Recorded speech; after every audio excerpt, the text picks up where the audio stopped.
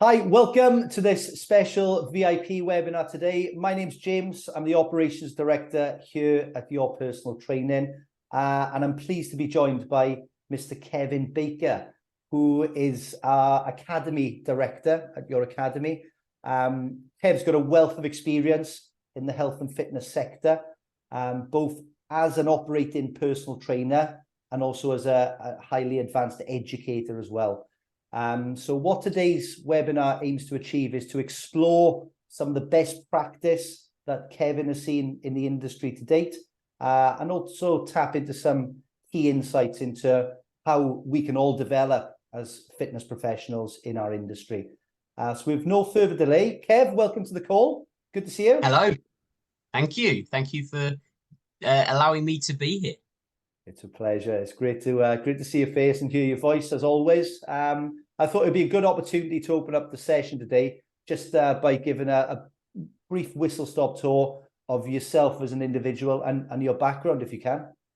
Yeah, no problem. No problem. Well, I went to Leeds to study sports science, thinking to myself, I wanted to be a footballer when I was young, didn't quite make that. So went to university, graduated in 2001, and then thought, Christ, what do I do now? I've got to get a job. So being heavily into sport, heavily into fitness, I got a job down the local village hotel. And this was before reps and before SimSpa. So based on my degree, that's what allowed me to start working down there. But I've got to admit, I was rubbish.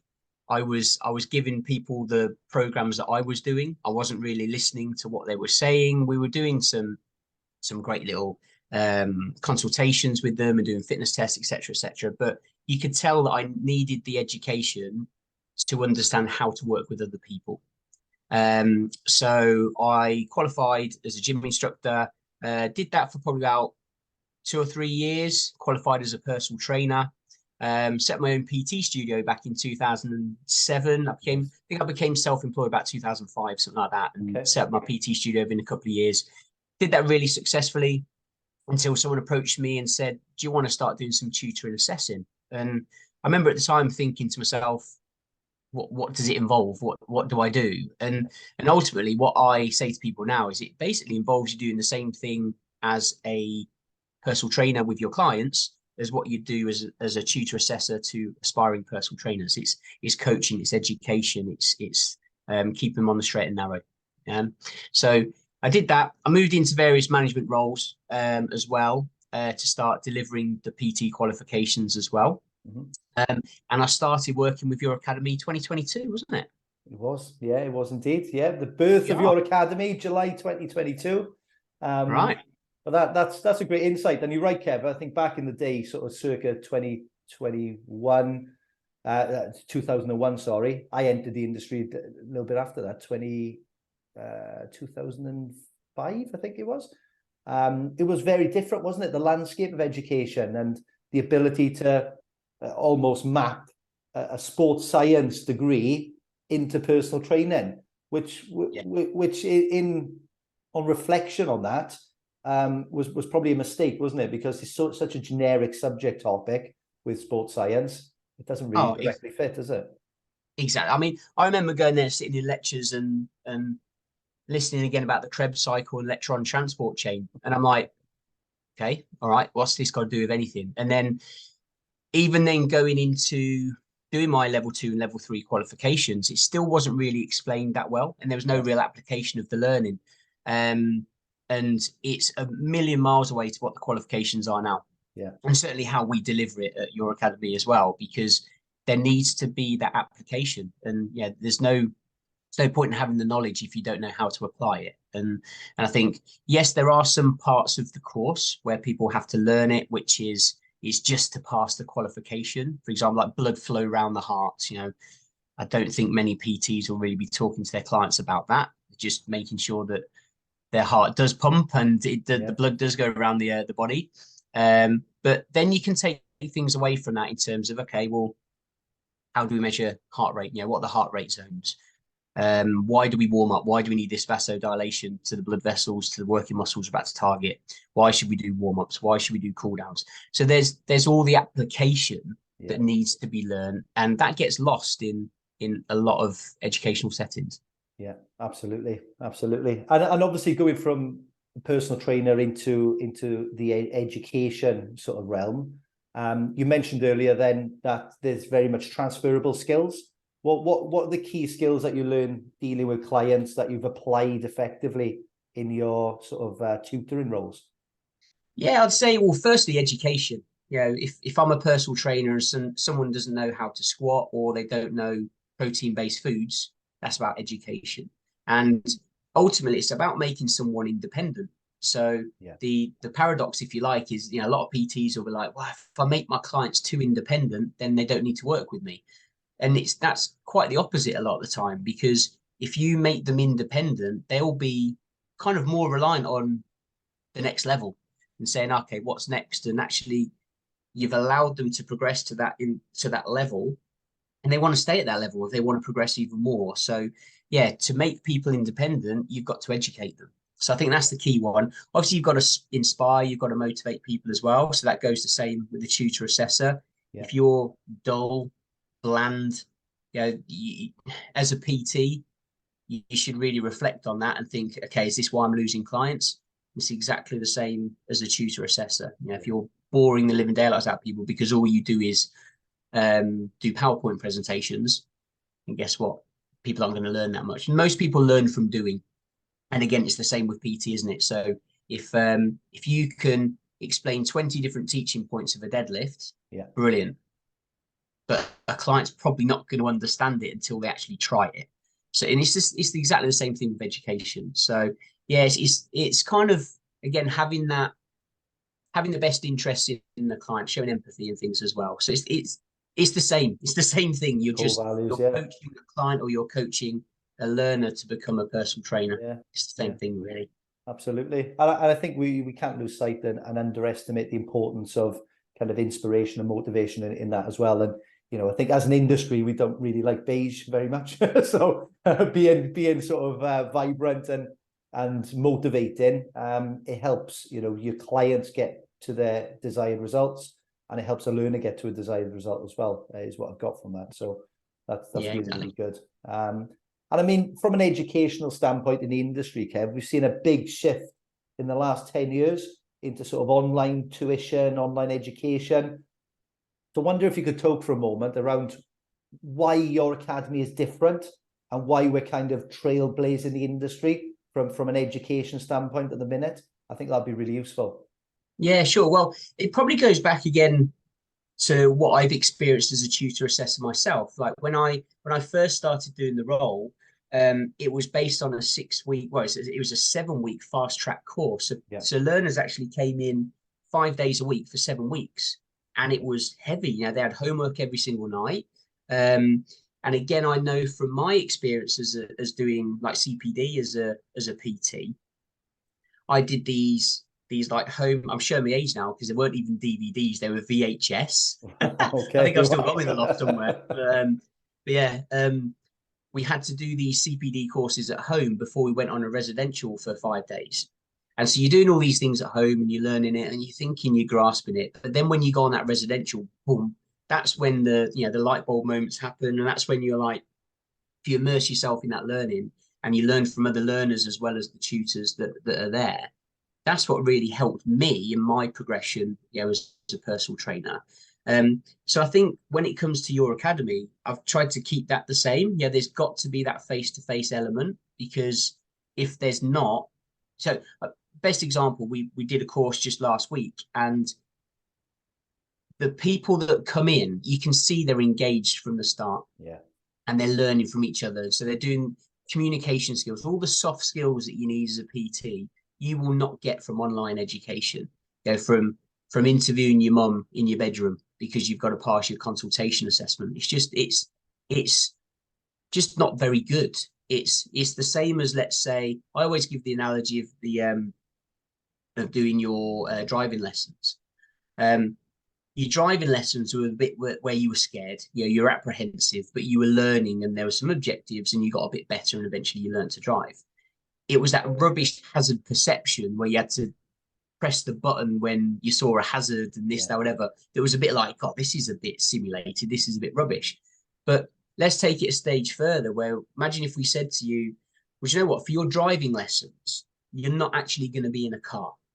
You're going to be in front of a computer. So imagine now I'm gonna send you a steering wheel that you can put in front of your computer, Yeah, and I'll that's a get you very some good point. pedals. Yeah. Yeah. And that's essentially what a lot of online educators are doing. That it's simulated and it's not good enough. Mm. So you get graduates that will come into the industry, and they know the theory behind passing assessments, but they have absolutely no clue of how to do it in the real world. And that's a real shame, because the fault, in my opinion, lies with the training provider, because they're responsible for their scheme of work. So they are responsible for, can you do your assessments online, or do you have to do them face to face? Yeah, and I always say do them face to face, because yes, you'll be panicking, you'll be scared, but guess what? That's more real world. And if you can handle that, you'll be able to handle it better in the real world. So that's kind of my ethos behind it. So what we try and do, we got two versions of the course, because we appreciate we haven't got centres everywhere around the UK yet, but that's hopefully something we can talk about in a minute and get some more people to help us out with our Sure. tutoring. But so some people need to do it home learning. Yeah, that I think obviously since COVID, doing these sort of calls and stuff now, PTs doing a lot of online stuff with clients, it's really helped. It helps support doing the face-to-face stuff.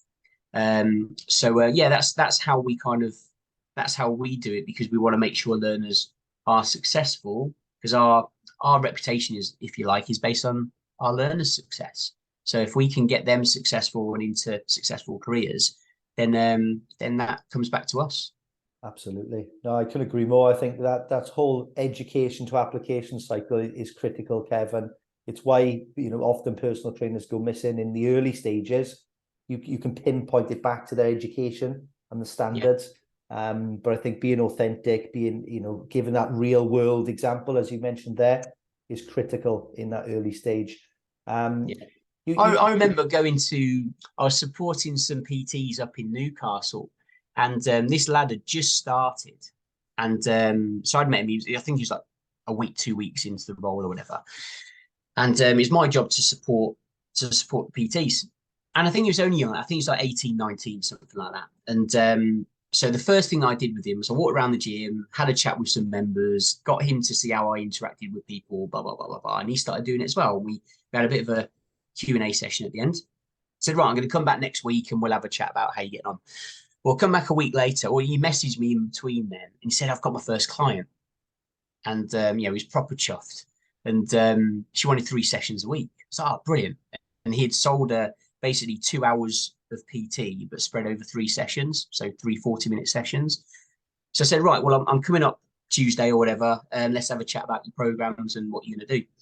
And I saw his program, and it was based on the criteria for the level 2 gym instructor qualification. It's all changed again now, but what it was so stringent that you had to do a cardiovascular warm-up. Yeah. You had to do dynamic stretches. You had to do a main CV workout, which was different to your warm-up. So you might have treadmill for your warm-up and rower for your main. You had to include 4 resistance machines, 4 free weights, 3 body weight exercises, a cool down on a 3rd bit of cardio kit, and then stretches. Yeah. He decided to put that plan together and do 3 sets of 12 or something like that. His program would have taken him 2 hours to do it. And I remember when I went through with him, his head was in his hands, and it looked like he wanted to cry. Yeah. And I was like, you need to apply this learning. She wants 40 minutes. You've given her a 2-hour program.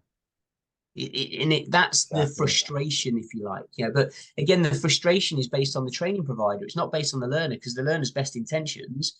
I mean, he wasn't lazy. He just tried to apply what he had learned. Yeah. And that wasn't correct, or he hadn't put it into the real world setting. So I think that's the key thing we want to get across.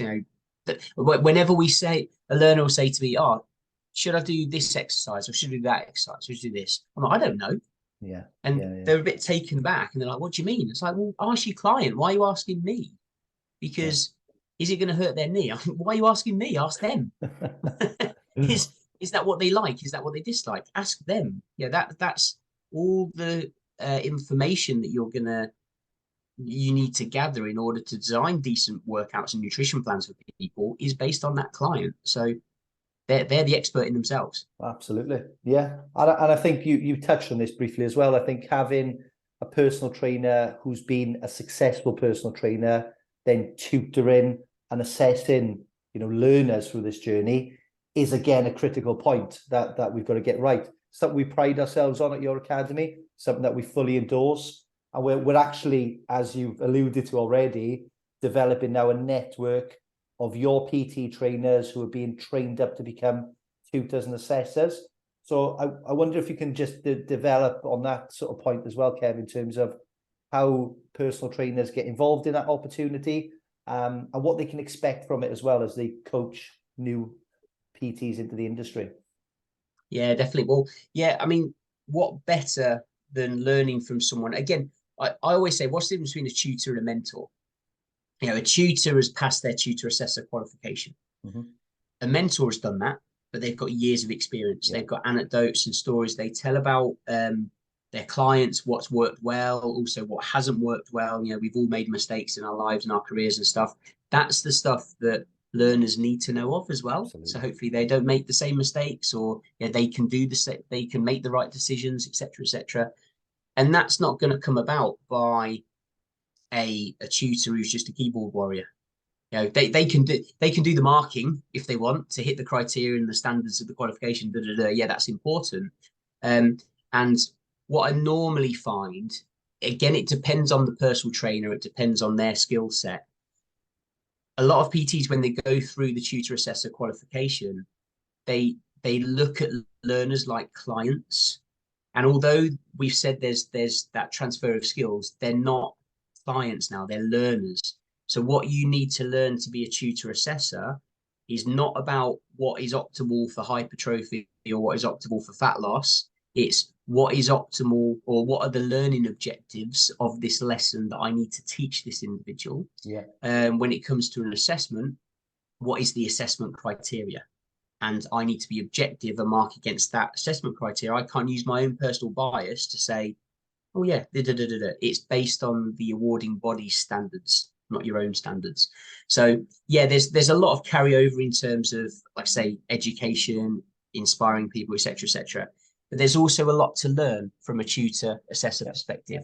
But I love that. I really embraced that when I started going through it, because it's quite logical. I'm quite a logical person, whereas I like spreadsheets, as crap as that sounds. So it's kind of, if you know where you're at and where you need to kind of get to, you can support the learner through it. And it's making sure the learner does know what they're doing as they're going through it as well. So yeah, I basically, we've started working with various your personal training PTs around the country, and we just want to get more, really, because how we're growing as a company, you're going to get people that want to do the course. They're up in Scotland, or they're in Newcastle, or they're in London, or they're in Wales, or wherever.